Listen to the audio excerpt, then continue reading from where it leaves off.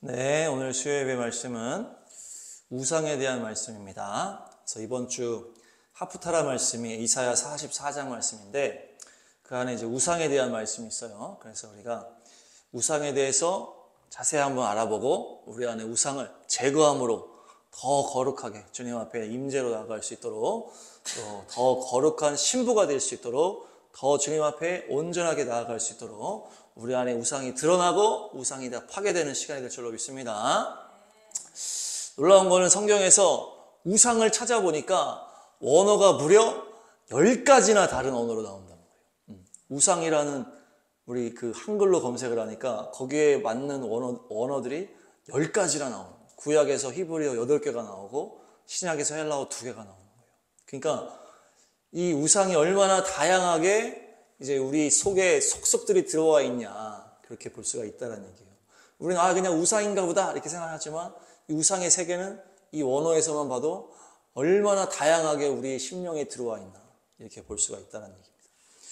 그래서 이사야 44장 말씀부터 먼저 좀 보도록 하겠습니다. 이사야 44장 2, 3절 한번 읽겠습니다. 2, 3절 이사야 44장 2, 3절 시작. 너를 지으신 분 네가 태어날 때부터 내가 너를 도와주마 하신 주님께서 말씀하신다.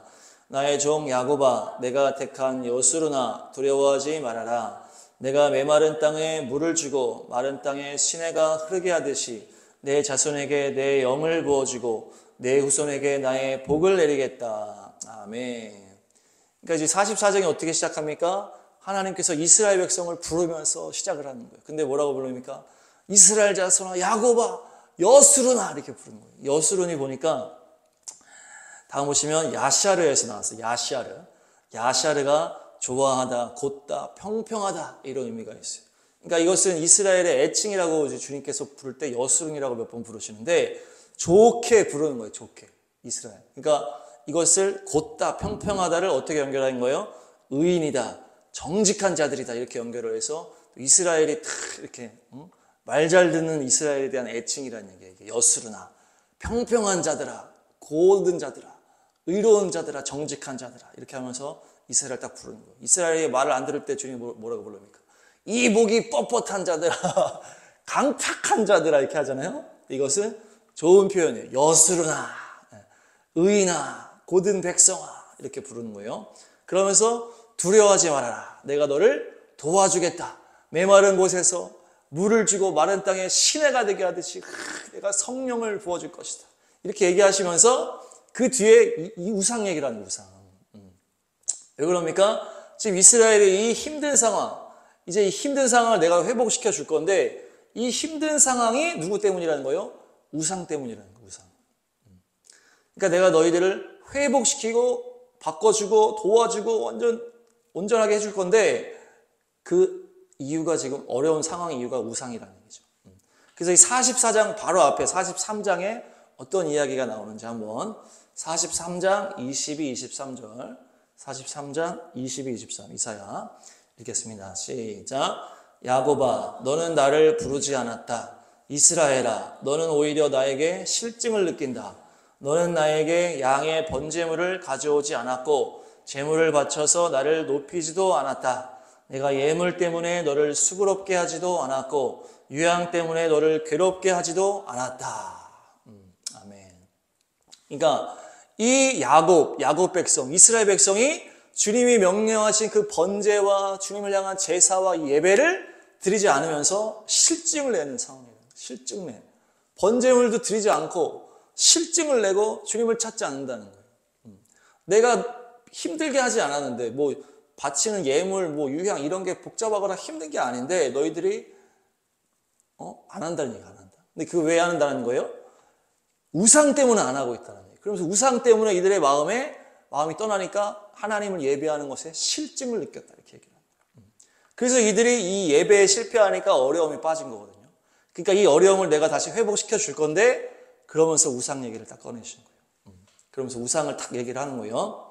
44장 6절 7절 이어서 보겠습니다. 44장 6절 7절 시작. 이스라엘의 왕이신 주 이스라엘의 속량자이신 만군의 주님께서 말씀하신다. 나는 시작이요 마감이다. 나밖에 다른 신이 없다. 누가 나처럼 선언할 수 있으며 미래를 예고할 수 있느냐? 나를 누구와 견줄 수 있느냐? 만일 있다면 내가 옛날 사람들에게 미래를 예고했듯이 그들에게 다가올 일들을 미리 말하여 보라고 하여라. 네, 이제부터 이제 우상 얘기를 막 하는 거예요. 너희들의 그 예배 제대로 드리지 않는 그 심령이 너희들의 어려움을 가지고 왔는데 이제 그것을 내가 회복시킬 건데 먼저 너희의 심령 안에 있는 우상을 없애야 된다. 이렇게 얘기를 하면서 딱 이제 나오는 거예요. 누가 나랑 견줄 수 있냐? 이렇게 얘기하면서 우상에 대해서 비교를 딱 하는 거예요. 이게 주님이 직접 하시는 얘기라는 거예요. 나는 알파와 오메가다. 처음이요 끝이다. 나 말고 얘기하고 성취하고 예언하고 성취할 만한 존재가 없다는 얘기예요. 있으면 나와보라 그래. 이렇게 하는 이렇게 얘기하는 거예요. 그러니까 주님이 막 마음이 있으면 말해봐라. 나와봐라. 이렇게 하는 게 뭔가 주님이 마음이 지금 동한 거예요. 엄청. 사랑의 시기가 나신 거예요. 너를 도와줄 사람은 나밖에 없는데 왜 니네 마음들이 다 빠져가 있냐. 다른 우상에. 그래서 하소연을 하시는 거예요. 지금. 계속 이어서 하십니다. 8절 9절 44장 8절 9절 다시 읽겠습니다. 시작. 너희는 떨지 말아라. 겁내지 말아라. 내가 예전부터 너희에게 이미 예고하여 주지 않았느냐. 나는 예고하였고 너희는 이것을 증언할 나의 증인들이다. 나밖에 다른 신이 또 있느냐. 다른 반석은 없다. 내가 전혀 아는 바 없다. 9절. 우상을 만드는 자들은 모두 허망한 자들이다. 그들이 좋아하는 우상은 아무 쓸모가 없는 것들이다. 이런 우상을 신이라고 증언하는 자들은 눈이 먼 자들이요 무지한 자들이니 마침내 수치만 당할 뿐이다. 아멘. 이제 이러면서 다른 신이 없다. 그러면서 누가 나처럼 할 수 있냐 하면서 우상 얘기를 하는 거예요. 다른 반석은 없다. 다른 신은 없다. 그 우상에 대한 것들을 얘기를 하면서 이제 그 우상은 얼마나 허망한 것이냐. 그러면서 너희들이 좋아하는 그 우상은 쓸데없는 것이다. 얘기를 딱 하는 거예요. 그러면서 너희들의 눈이 먼 것이다. 이것은 실제 눈이 먼 게 아니고 영의 눈이 멀은 거겠죠. 그리고 너희들이 무지한 것이다. 무지한 것은 하나님의 영적인 그런 지혜가 없다는 것이고 너희들이 마침내 수치만 당할 뿐이다. 이렇게 얘기를 하는 거예요. 그러면서 막 뒤에 너무나 답답하시면서 마음이 아프시면서 열받으시면서 그래서 우상에 대해서 막 얘기를 막 되게 길게 하시는 거예요. 제가 이렇게 읽으면서도 야 이렇게 길게 설명하신다고 이렇게 느껴질 정도로. 그러니까 하나님의 마음이 지금 막 이렇게 올라온 상태다. 그래서 너희들이 지금 좋아하는 우상이다 이렇게 선포하거든요. 너희들이 좋아하는 우상. 눈이 멀고 그래서 너희들이 헛된 것을 좋아하고 있다 하면서 그것들이 결국 수치를 가져오게 된다 이렇게 얘기를 하는 거예요. 여기서 결국 수치를 당한다 이런 표현이 나오거든요. 다음 보시면 결국 수치를 당한다. 이것은 부시라는 단어입니다. 자, 따라합니다. 부시. 이것이 부끄러워하다 이런 뜻이에요. 부끄러워하다. 그런데 더 보시면 실망하다, 좌절된 후 도망하다. 예상치 못한 재난을 만나다. 수확의 희망이 농부가 사라진 것을 얘기하고 낙담한 것이고 연기하다, 지체하다 이런 의미가 이 부시 안에 다 들어가 있는 거예요. 수치를 당한다라는 이 단어가 이런 깊은 뜻이 들어가 있다는 거예요. 그러니까 이것을 어떻게 볼 수가 있는 거예요? 이 수치를 당하는 건 언제 온다는 거예요? 시간이 지난 다음에 온다는 거예요. 결국 수치를 당한다 이렇게 해석을 했잖아요. 결국 수치를 당한다는 게 뭡니까? 더 막 농부가 막 열심히 했는데 막판에 갑자기 재앙이 닥치는 거예요. 그래서 수확할 게 다 나가버렸어. 내가 열심히 노력을 했는데 좌절하게 된 거예요. 그러니까 막 계속 뭔가를 했는데 막판에 망가지는 것을 말하는 거예요. 그래서 연기하다, 지체하다 이런 의미가 들어가 있잖아요. 그러니까 이 우상이 너희들한테 결국 맨 마지막에는 비극을 갖다 주는데 이게 바로 영향력이 바로 나타나지 않기 때문에 우리가 알지 못한다는 거예요. 아, 나의 이 문제가 내가 헛된 것을 사랑하고 우상을 섬겼던 것이 이 바로 내가 만약에 우상을 탁 좋아해서 바로 거기서 문제가 터지면 이게 이 우상 때문에 그런 거구나 아는데 이게 결국 재앙을 가져오는 거예요. 나중에 나타난다. 그러니까 우리가 깨닫지 못하는 거예요. 문제가 딱 생겼을 때 이건 뭐 그냥 자연스러운 자연재해인가 봐. 내가 뭘 잘못했나? 아니면 누가 잘못해서 내가 이렇게 피해를 받나? 아니면 뭐 나라가 잘못했나? 하나님이 잘못했나? 이렇게 탓을 하게 된다. 내 안에 우상이 바로 이것을 나쁜 것을 갖다 오지 않고 아주 시간이 지난 다음에 문제가 터지게 하는 그것이 바로 우상의 문제라는 거죠. 이게 아주 심각한 거죠. 나중에 망하게 한다. 나중에 망하게 한다. 그래서 이 우상에 대해서 이제 주님이 뒤에 막 좀 설명하시는 것도 제가 아까 말했던 장황하게 하나님이 설명했던 게 뭐냐면 우상은 대장장이가 만드는 거 아니냐. 누군가가 만드는 거 아니냐. 대장장이가 우상을 막 만들다가 힘들면 쉬고 막 물 먹고 막 그렇게 하지 않냐. 막 이런 묘사를 하시고 니네가 그 나무 가지고 배워서 하는데 그 나무 니네가 키우는 거냐? 아니라는 거예요. 나무가 그냥 하늘에서 비 맞고 무럭무럭 자라는 하나님이 키우는 건데 그들이 잘라가지고 와가지고 이거를 우상이라고 만든다는 거예요. 그러면서 그 나무를 잘라놓고 반토막은 우상을 만들고 반토막은 추울 때 땔감으로 쓴다. 이렇게 막 설명을 하시는 거예요. 그러니까 뭐 땔감으로 막 따뜻하게 하기도 하고 음식도 거기다 데펴서 먹고 그 남은 그거 가지고 나무 잘라가지고 거기다가 절하는 게 지금 우상이 말이 되냐 이렇게 장황하게 막 설명을 하시는 거예요. 결국 누가 만드는 거 아니냐 이게 얼마나 헛된 거냐 하면서 쭉 얘기하신 다음에 44장 뒷부분에 뭐라고 마무리하시냐면 44장 21절 22절입니다. 21, 22 시작. 야곱아 이런 일들을 기억하여 두어라. 이스라엘아 너는 나의 종이다. 내가 너를 지었다. 너는 나의 종이다. 이스라엘아 내가 너를 절대로 잊지 않겠다. 내가 너의 죄를 짙은 구름을 거두듯 없애버렸으며 너의 죄를 안개처럼 사라지게 하였으니 나에게로 돌아오너라. 내가 너를 구원하였다. 아멘.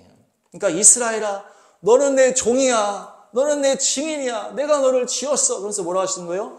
내가 너를 구원했다 이렇게 얘기를 하는 거예요. 구원했다. 내가 너를 구원했어. 그러니까 이게 뭡니까? 이 우상숭배가 하나님 모르는 사람이 한 우상숭배가 아니라는 얘기예요. 이게 포인트예요. 구원받은 백성들이 한 우상숭배라는 거예요. 내가 너를 구원했는데 왜 너희들이 그것을 잊어버리고 그렇게 우상으로 가냐 이거. 내가 너희를 구원하고 그 죄를 다 없앤 존재가 나 아니냐. 내가 너를 구한 거 아니냐. 그러니까 이게 지금 과거형이에요 지금. 그러니까 출애굽한 다음에 이스라엘 백성들을 완전히 종에서 구원하셨잖아요. 그리고 나서 이스라엘 백성이 우상 숭배를 했잖아요. 그런 상황이 똑같이 하나님의 구원을 받은 하나님의 백성이라고 하는 자들이 눈이 가려지고 영적인 눈이 가려지고 하나님의 지혜가 없으니까 우상 숭배로 빠져간다는 얘기죠. 그렇게 그걸 지적하시는 거예요. 그렇게 하니까 예배가 지루해지고 예배가 재미가 없어지고 점점 예배를 소홀하게 되고 하나님과 관계가 막히니까 재앙이 왔고 그래서 이 재앙을 다시 하나님이 회복시켜 주려고 오시면서 이 우상을 제해야 된다 이렇게 얘기를 하는 거예요. 그러니까 한마디로 하나님의 백성 안에 있는 이게 우상 숭배라는 거예요. 이게 뭐 나무를 만들고 했기 때문에 뭐 불교에서 우상 숭배하는 이런 차원이 아니라는 거예요. 그걸 아셔야 돼요. 그러니까 우리 안에 있는 믿는 자들 안에 있는 우상이라는 우상. 그래서 우리가 뭐 그 전체 막 시대적으로 봤을 때 뭐 그 종교 다원주의라든지 뭐 공산주의라든지 아니면 뭐 인본주의 신학이라든지 또 아니면 돈이나 세상 문화에 빠진 성도들 어떤 이런 게 이제 우리 안에 들어오는 우상이라고 볼 수 있는데 그런 종류라는 거 지금 이 상황이. 그것 때문에 주님이 이렇게 한탄하시면서 안타까워하시는 거예요. 그래서 우리가 아까 처음 말했던 그 우상의 원어 10가지를 한번 차근차근 보도록 하겠습니다. 지금 44장 말씀은 이제 이사야 말씀을 본 거고 하나하나 이제 볼 텐데 첫 번째 보시면 우상의 원어들이 있는데 첫 번째 원어는 바로 테라핌이에요. 테라핌. 자, 따라합니다. 테라핌.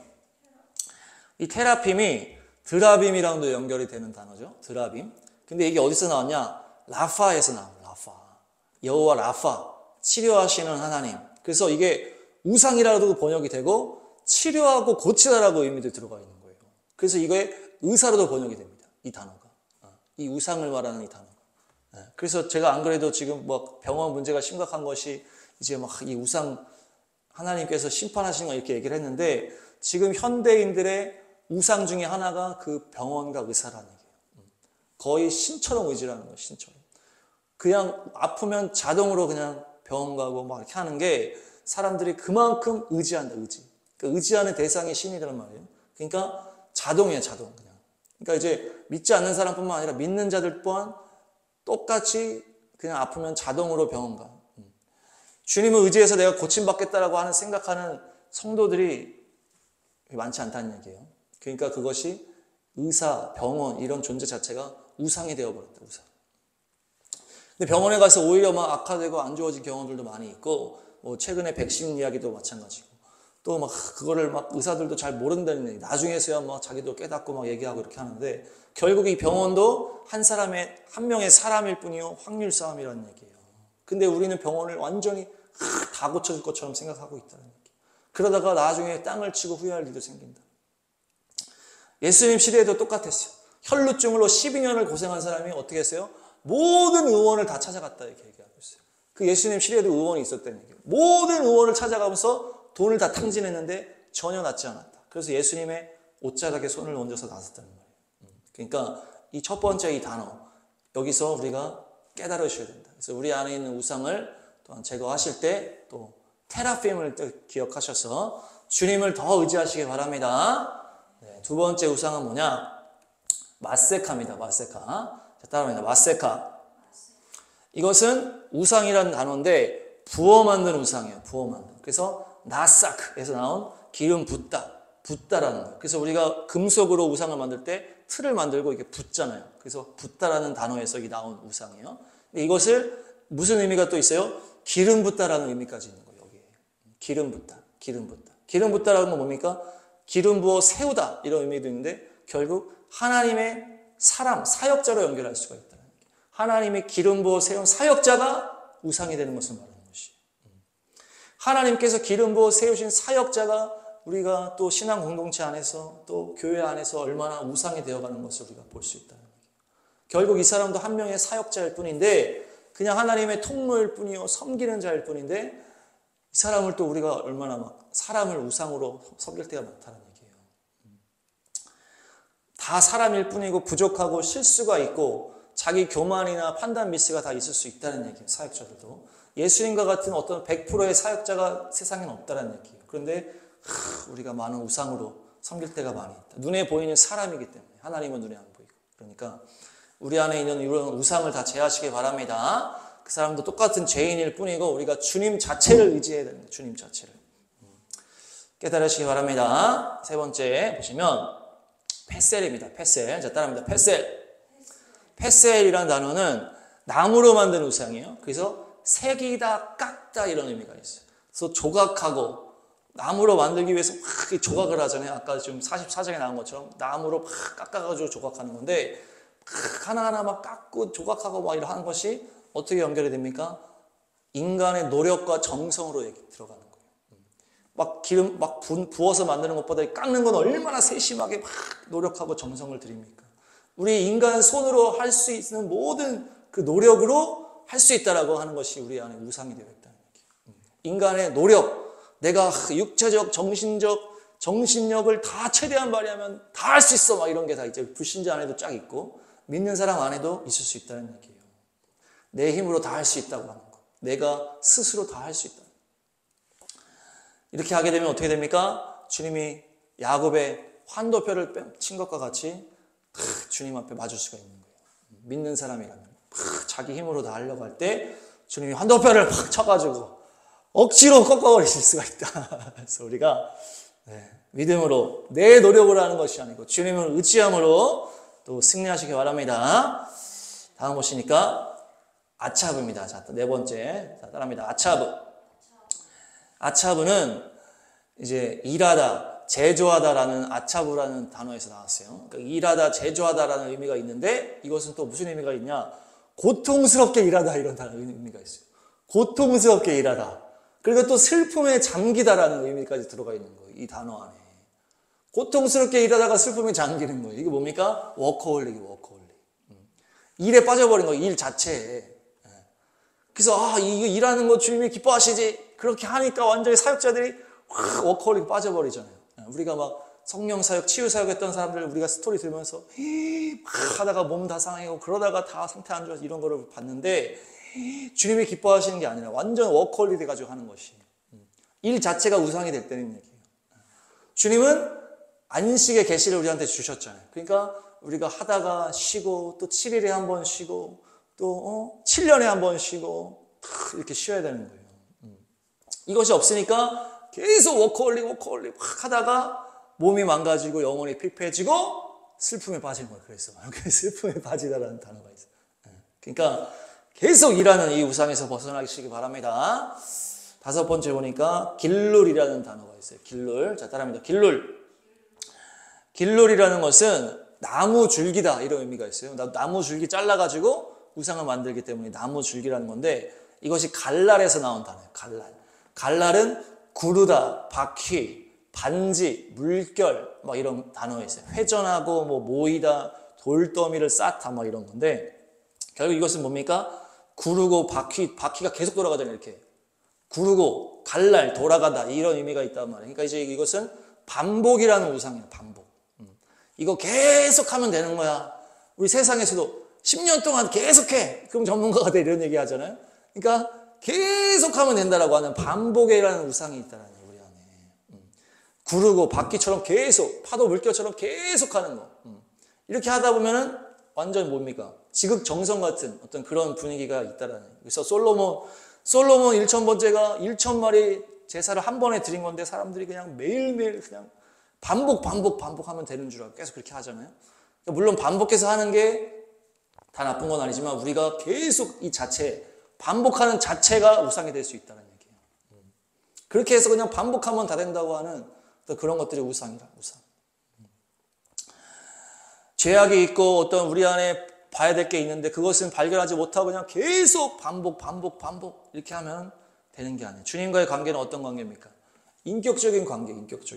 우리가 막 그런 얘기도 안 그래도 했지만 막 관계가 있는데 이게 인격적인 게 있는데 계속 반복적으로 이렇게 반복하면 이게 뭡니까? 이게 인격이 아니잖아요. 로봇도 아니고. 그러니까 매일매일 반복 이게 이제 우상이 되면 안 된다는 얘기입니다. 분별하시기를 축복합니다. 그래서 우리 주님 앞에 우리의 동기와 마음 상태를 언제나 점검해야 되는 것입니다. 종교가 되면 안 되고 습관이 되면 안 됩니다. 자, 여섯 번째 보시겠습니다. 미플레체트입니다. 따라합니다. 미플레체트는 우상, 이것도 우상이에요. 다 우상이에요, 지금 나온 게. 근데 공포의 대상이라는 의미가 있어요. 공포의 대상. 그래서 팔라치라도 나오는데 팔라치는 깨다, 짓밟다 이런 의미가 있어요. 그러니까 이거는 뭘로 연결됩니까? 공포의 대상이 연결해서 두려움이 동기가 되는 것을 말합니다. 주님을 섬기는데 뭘로 하는 거예요? 두려움의 동기로 주님을 섬기는 거예요. 그것이 우상이 되는 거예요. 아, 나 지옥 가기 싫어. 그 두려움. 아니면 내가 망하기가 싫어. 내 돈이 바닥나는 게 싫어. 그래서 섬기는 거예요. 그래서 내가 헌금을 하는 거예요. 이렇게 두려움이 근거가 돼서 하면 안 된다는 얘기예요. 이것이 한 끗 차이일 수 있지만 우리 안에 우상으로 자리 잡을 수 있다는 얘기예요. 두려움의 근원이 되는지 주님을 향한 사랑으로 근원이 되는지를 주님은 아십니다. 주님. 우리는 모를 수도 있어 오히려.